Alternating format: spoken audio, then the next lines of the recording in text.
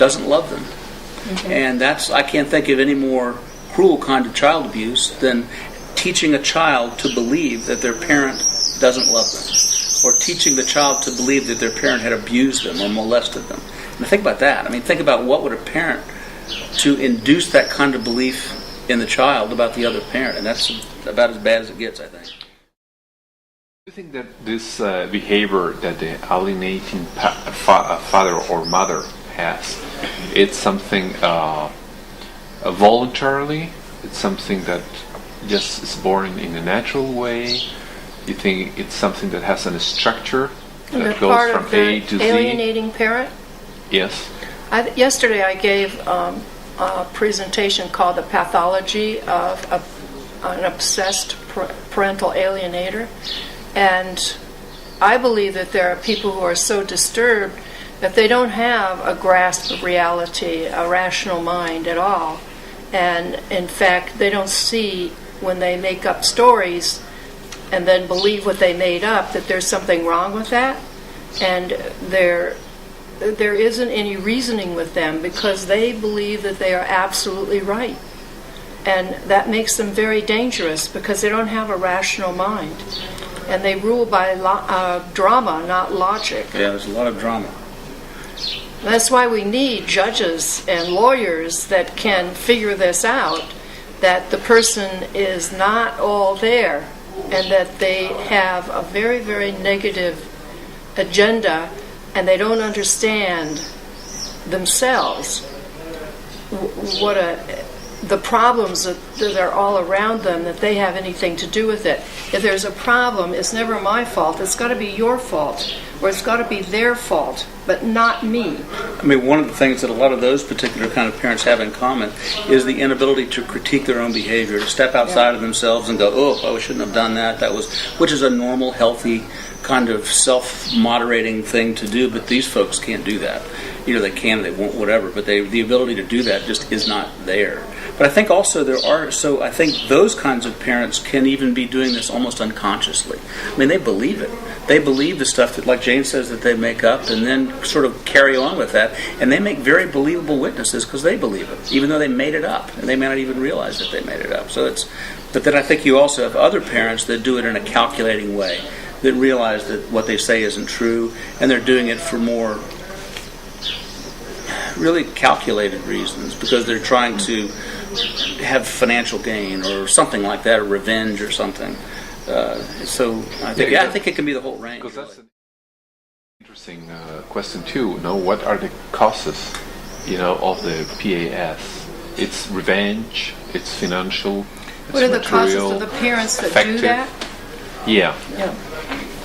What have you found in your It's research? always to have them end up in an advantage some way. And one advantage would be they've enmeshed with a child and they want that child to only love them and no one else. And another one, it could be a financial advantage where, if it's in the case of mothers, if there's a substantial amount of child support that subsidize their existence. Or fathers too, because then it's child support they don't have to pay out. So it's money either way. It goes both ways. Yeah, money, it could be, but also just having an inability to see the value of sharing. Now that you mentioned father or mother, in the States, who has the strongest tendency to alienate the child, the father or the both. mother?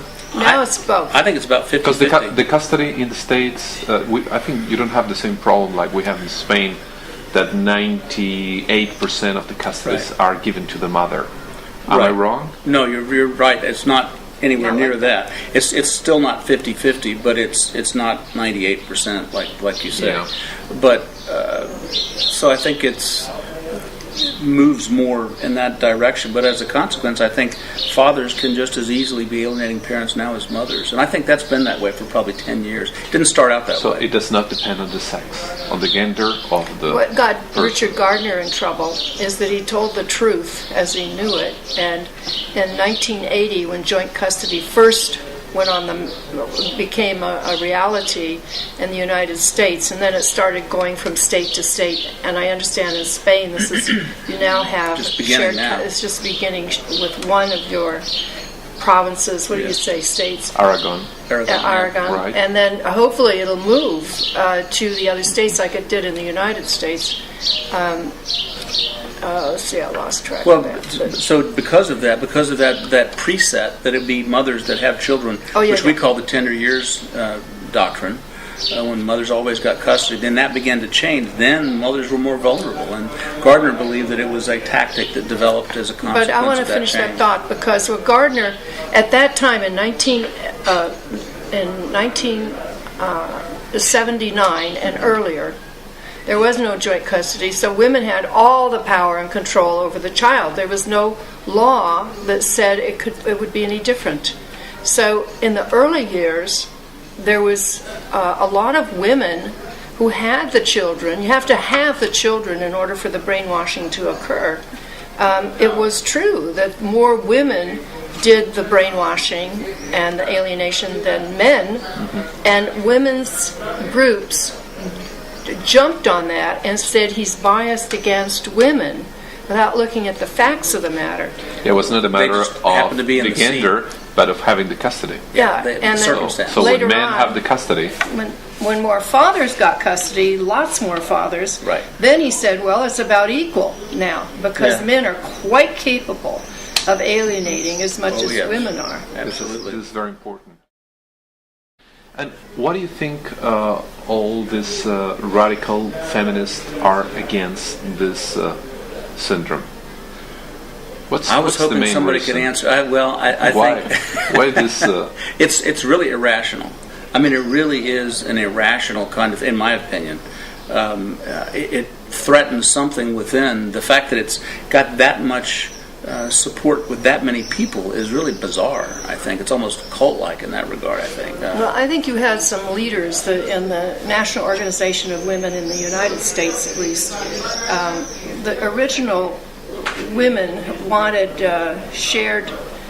they wanted equal pay for equal work. They wanted equality in terms of opportunity to go into different areas of work Jobs. and so on, jobs and college and opportunities that men had. And I was all for that. I hope, most everybody would be.